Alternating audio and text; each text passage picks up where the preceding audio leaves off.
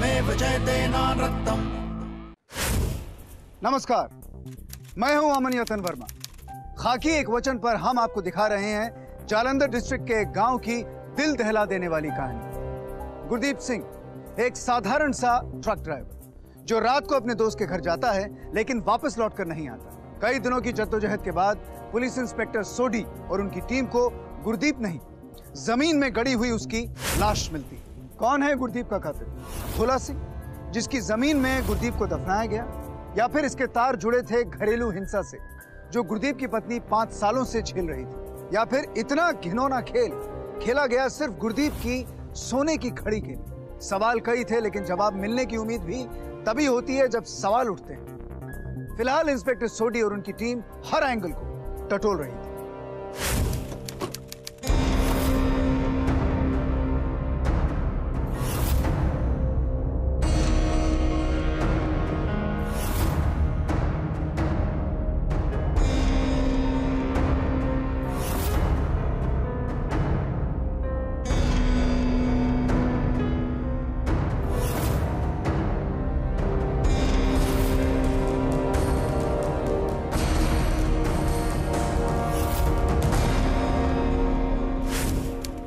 करतार सिंह, लालच अच्छों के बिगाड़ देता है।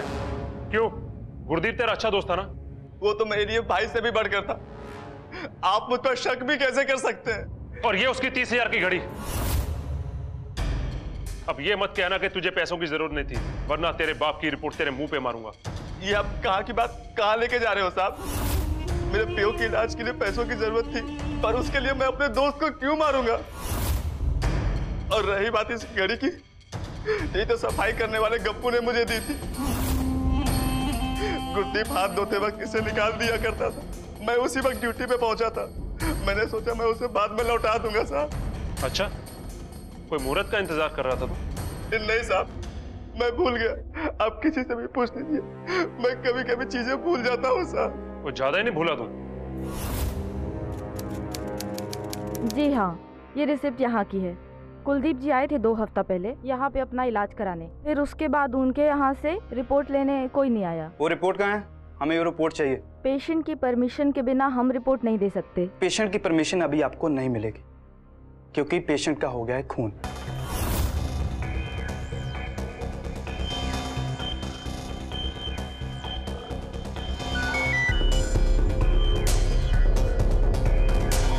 कंफर्म हो गया कि गुरदीप ने 10 दिन पहले ही स्पर्म टेस्ट करवाया था। रिपोर्ट मिलते ही बताता हूँ। अच्छा करतार, एक बात बता, गुरदीप तेरा अच्छा दोस्त था ना? कभी उसने तेरे साथ स्पर्म टेस्ट की कोई जिक्र किया? हाँ साहब, किया था। 10-15 दिन पहले ही उसने करवाने गया था साहब। क्या? गुरदीप जो अपनी बीवी को 5 साल तक टॉर्चर करता रहा बच्चा ना होने के कारण, वो स्पर्म टेस्ट करवाने से पहले 100 बार जान दे देता, वो भला स्पर्म टेस्ट के लिए कैसे राजी हुआ? वो तो बिल्कुल राजी नहीं था साहब, लेकिन मैंने उस पर दबाव डाला था। बच्चा ना होने का दर्द 80 भी समझते हैं, लेकिन दूसरी शादी सब बेकार की बातें हैं यारा। तेरे भले के लिए कह रहा हूँ, टेस्ट करवा ले, जिससे सबूत आ जाएगा कि तेरे अंदर कोई कमी नहीं है। रिपोर्ट आने के बाद तू परजाई जी को दे देना तलाक। वो हर दूसरे दिन परजाई जी को पीटता था। सच कहूँ तो मुझसे ये सब देखा नहीं जा रहा था साहब, लेकिन रब दा चमत्कार देखो, जिस दिन उसने टेस्ट करवाया उसके 1 दिन के बाद ही परजाई जी ने वो बात कह दी जिसे सुनने के लिए हमारे कान तरस रहे थे साहब। यकीन कीजिए साहब, मैं बिल्कुल सच कह रहा हूँ। देखिए रानो जी, मैं जानता हूं कि आपका पति कोई बहुत अच्छा इंसान नहीं था। वो आपके साथ जो करता था उसे घरेलू हिंसा कहते हैं। अगर आप हमारे पास पहले आई होती तो आज उसका पूरा परिवार जेल में सड़ रहा होता। लेकिन अब हम इस मामले में कुछ नहीं कर सकते क्योंकि गुरदीप का मर्डर हो चुका है। लेकिन हम उसके कातिल तक पहुंचना चाहते हैं, चाहे जो मर्जी हो जाए। मैं भी यही चाहती हूँ। तो उसके लिए आपको हमारी मदद करनी होगी। मैं क्या मदद कर सकती हूँ आपकी? सच बोलकर। सच? मैं कुछ समझी नहीं। कैसा सच? ये गुरदीप का मेडिकल रिपोर्ट है। इसमें साफ साफ लिखा है कि गुरदीप के स्पर्म काउंट इतने कम है कि वो किसी औरत को प्रेग्नेंट कर ही नहीं सकता।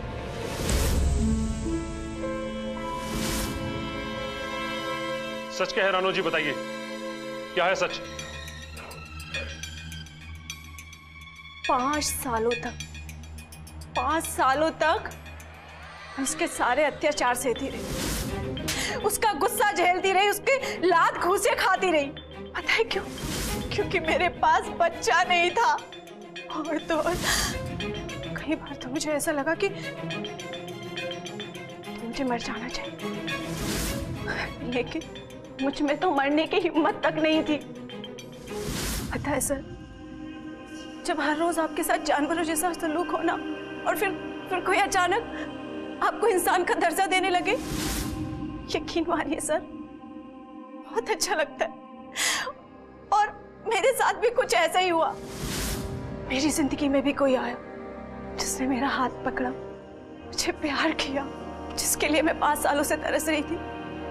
फिर धीरे धीरे हमारी नजदीकियां बढ़ने लगी और एक दिन जब घर में कोई नहीं था तो हम एक दूसरे के बहुत करीब आ गए।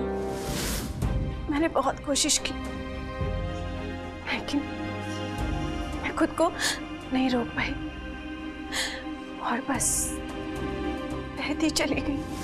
और फिर मुझे पता लगा कि मैं पेट से हूं।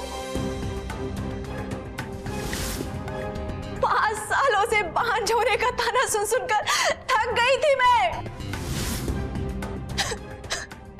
वो दिन मेरी जिंदगी का सबसे बड़ा दिन था।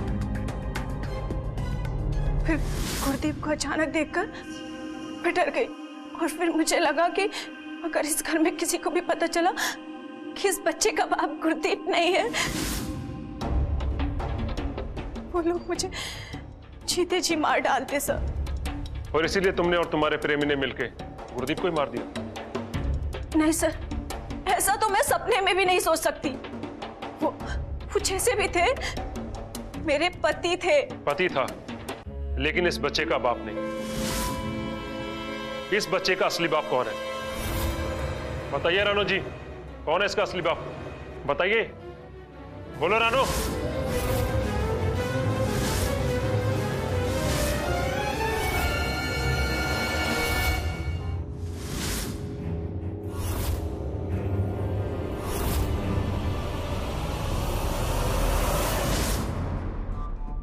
आप कहना क्या चाहती हैं? कि मैं आपकी बात मान लूं? ये कैसे हो सकता है कि आपके पति को कभी आप पे शक ही नहीं हुआ? क्योंकि मैंने उन्हें शक होने ही नहीं दिया। मैं क्या करती, मेरे पास कोई चारा ही नहीं था। हर रोज की तरह जब वो एक दिन पीकर घर आए। आज आप बहुत थके हुए लग रहे हैं, आइए आपका सिर दबा देती हूँ।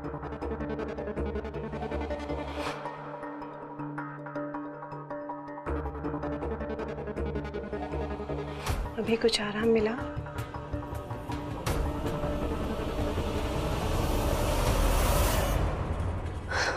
और फिर एक दिन मैंने उन्हें बता दिया कि मैं पेट से हूं। वो सुनकर बहुत खुश हुए। इतने खुश वो पिछले 5 सालों में कभी नहीं थे। उस दिन के बाद वो बिल्कुल बदल गए। वो मुझे इतनी इज्जत देने लगे, मेरी जिंदगी बिल्कुल बदल गई थी सर। और तो और मेरा सारा परिवार, वो सब लोग भी मुझे बहुत इज्जत देने लगे। और फिर मैंने तय किया कि मैं इस बच्चे के बाप के साथ सारे रिश्ते खत्म कर दूंगी। और यकीन मानिए, मैंने सारे रिश्ते खत्म कर दिए थे। मेरी जिंदगी एकदम सही चल रही थी, लेकिन फिर अचानक एक दिन ये गायब हो गए। और बस फिर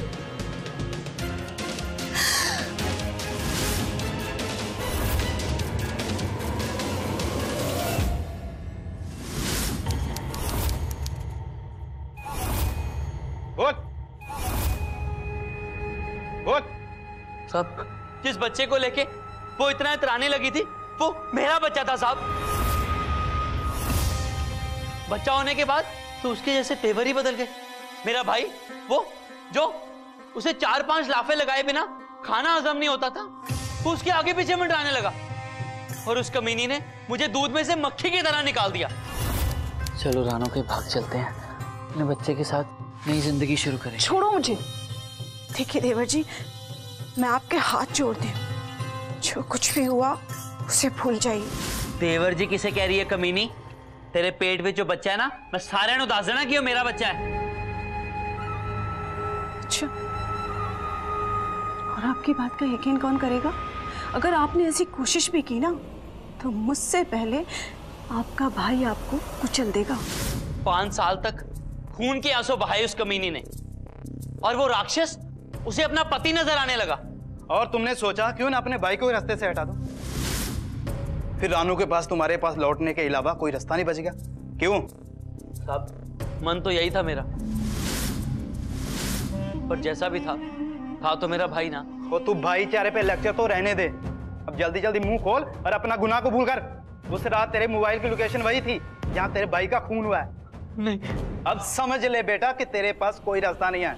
या तो गुनाह कबूल कर, या फिर 2-4 हड्डियां टूटने के बाद कबूल करना। मैं उस रात वहीं पे था, उसे मारने का पूरा प्लान था मेरा। मुझे पता था कि वो सुरजीत के घर से पूरा टल्ली होके आएगा। जैसे वो नाके की तरफ मुड़े, और जब मैं नाके की तरफ मुड़ा तो मैंने देखा कि कुछ लोग उन्हें पहले ही मार रहे हैं। मैं बहुत डर गया और मैं वहां से भाग गया। चल ठीक है, मान लिया जो तू कह रहा है वो सही कह रहा है। हम उन दोनों का स्केच बनवाने में हमारी मदद कर। साहब, मैंने कुछ नहीं देखा साहब, बहुत अंधेरा था। बेटा अंधेरा तो अब तेरी जिंदगी में छाएगा। शुरू से लेके अब तक हमें गुमराह कर रहा है। अब मेरा सब्र टूट चुका है। साहब, मैंने कुछ नहीं देखा साहब। साहब, एक बंदे की तो मेरी तरफ पीठ थी, पर हाँ, दूसरे का मैं स्केच बनाने में आपकी मदद कर सकता हूँ साहब। कुलदीप का नाम सामने आना इस केस का सबसे बड़ा ट्विस्ट था। वो कुलदीप जो शुरू से अपने भाई को लेकर इतना ज्यादा परेशान नजर आ रहा था, अब तक सिर्फ नाटक कर रहा था। इंस्पेक्टर सोडी को शक था कि कहीं अब नाटक का दूसरा अंक कहीं शुरू तो नहीं हो गया। लेकिन पुलिस के पास मर्डर की रात के कुलदीप के फोन की लोकेशन के अलावा कोई परिस्थितिक प्रमाण यानी सर्कमस्टेंशियल एविडेंस नहीं था जो उसे उस मर्डर से सीधे तौर पर जोड़ सके। इसलिए उन्होंने कुलदीप से उस आदमी का स्केच बनवाया जिसे उसने कथित तौर पर गुरदीप को अटैक करते देखा था। क्या इस स्केच की मदद से सोडी एंड टीम असली कातिल का नकाब हटा पाएगी? सर, ये कुलदीप के डिस्क्रिप्शन से बनाया हुआ स्केच है। ऐसा करो, ये स्केच ना हर जगह सर्कुलेट करवा दो। Okay sir.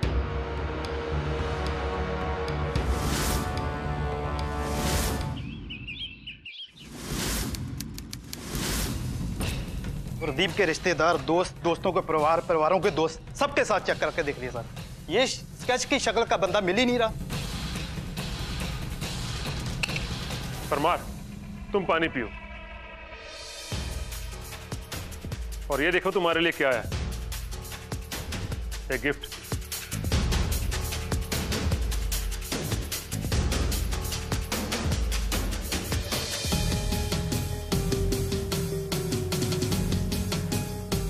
क्या हुआ परमार, इतना मुस्कुरा क्यों रहे हो? सर, इस केस के चक्कर में पूरा हफ्ता घर नहीं गया। आज मेरी एनिवर्सरी है, तो मेरी बीवी ने गिफ्ट पुलिस स्टेशन में ही भेज दिया। ओ वाह, happy anniversary Parmar. Thank you sir.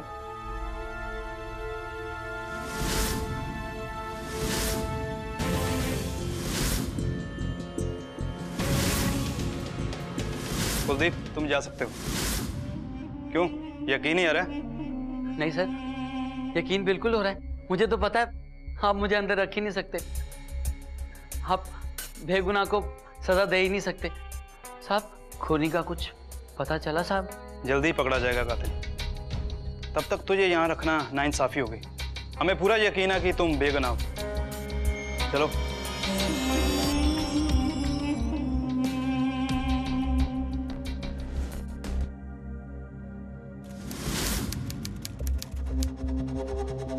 मेरा पुत्र, तू ठीक तो है?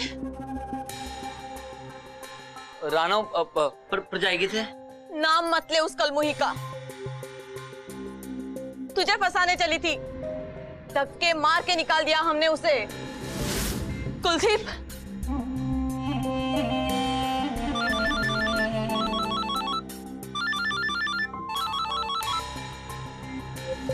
हेलो कुलदीप जी,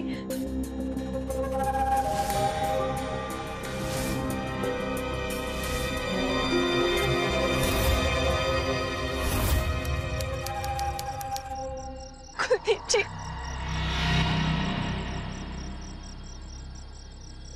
आपका कैसे शुक्रिया अदा करूं कि आपने मुझे माफ कर दिया। अगर आप भी मुझे ठुकरा देते मेरा क्या होता? कुलदीप जी, लेकिन मुझे ऐसा लगता है कि रब की भी यही मर्जी है, तभी तो उसने गुरदीप को हमारे रास्ते से हटा दिया। रानो, इन सब चीजों को छोड़ो, चलो बस स्टैंड चलते हैं। नहीं नहीं, हमें पहले कहीं मत्था टेकने चलना चाहिए। उस राक्षस को जिसने भी मारा है ना, मेरे लिए किसी फरिश्ते से कम नहीं है। उसने तो वो काम कर दिखाया जो आप भी ना कर सके। असली मर्द तो वही है। अगर तेरे पेट में मेरा बच्चा ना होता तो मारता कान के नीचे तेरे दो एक। तेरे पति गुरदीप को तेरे लिए और अपने इस बच्चे के लिए मैंने मारा है, मैंने। ये आप कैसा मजाक कर रहे हैं कुलदीप जी? आपने इसे मारा कैसे? जैसे ही वो सुरजीत के घर से निकला, मैं उसका पीछा कर रहा था और वो नशे में धुत था। मैं तो बस मौका ढूंढ रहा था और मुझे मौका मिल गया। मैंने रस्सी से उसका गला दबा दिया।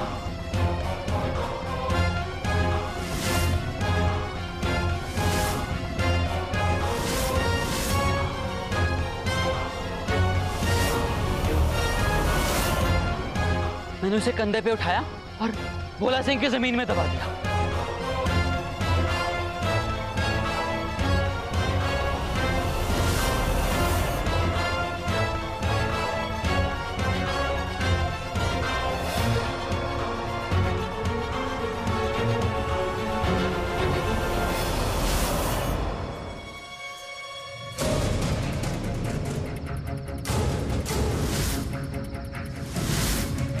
वाह कुलदीप वाह, बड़ा अच्छा खेल खेला तूने। पर प्रॉब्लम पता क्या थी कि तू कुछ ज्यादा ही ओवर स्मार्ट खेल रहा था।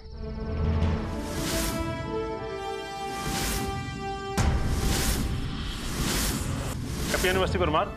Thank you sir.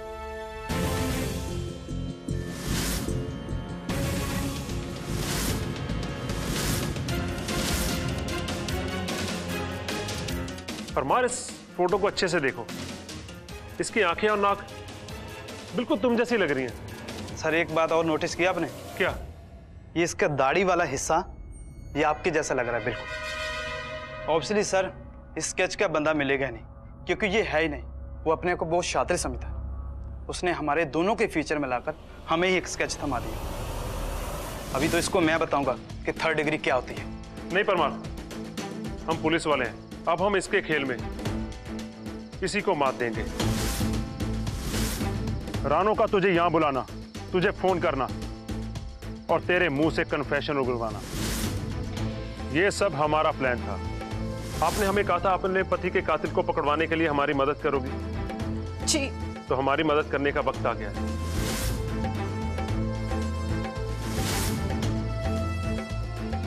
तेरे पति गुरदीप को तेरे लिए और अपने इस बच्चे के लिए मैंने मारा है। चलो सिंह, तेरा गेम ओवर। तेरे पेट में मेरा बच्चा और तू।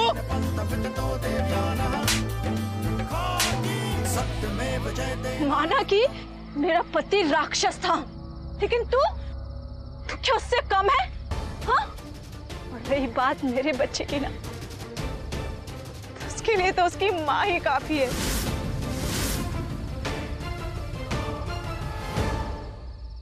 थैंक यू रानो जी। अपना और अपने बच्चे का ख्याल रखना। इंस्पेक्टर सोडी और सब इंस्पेक्टर्स परमार और सिंह की होशियारी और तत्परता की वजह से ही गुरदीप सिंह के असली कातिल पर से पर्दाफाश हो पाया। कुलदीप के खिलाफ आईपीसी की धारा 201 के तहत सबूत गायब करने और पुलिस को गलत इंफॉर्मेशन देना और धारा 302 के तहत खून का मुकदमा दायर किया गया। लेकिन असली सवाल यह है कि क्या यहाँ कुलदीप अकेले ही गुनहगार था? क्या जुर्म का भागीदार हर वो इंसान नहीं जो रानो पर हो रहे अत्याचारों को देखकर भी अनदेखा करता रहा और जिसके बीच कहीं ना कहीं खुद गुरदीप ने बोए थे।